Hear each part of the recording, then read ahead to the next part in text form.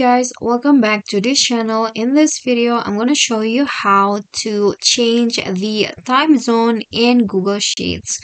So the time zone is usually follow the for example, you open Google Sheets in your computer and it will follow the time zone in your computer, and so do the if you open it on your mobile device, it will follow the time zone in your mobile phone. So to change the time zone, you need to open the file and then click on the file at the top left, and then here scroll down until you find settings. Click on the settings, and here on the general tab you'll find time zone, and this is the time zone currently is based on my time zone in my laptop. And to change it, you can just click on a box right here and choose the time zone that is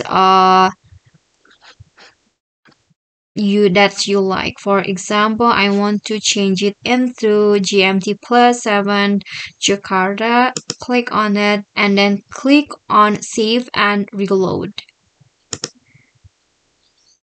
Okay, now the file will be reload like this. And now let's go to the settings again. Okay, yeah, the time zone has been changed into the time zone that I chose before. Okay, so I think that's all. If you got any question, feel free to drop it in a comment. Thank you guys so much for watching. Don't forget to click like and subscribe to our channel. See you on the next videos. Bye bye.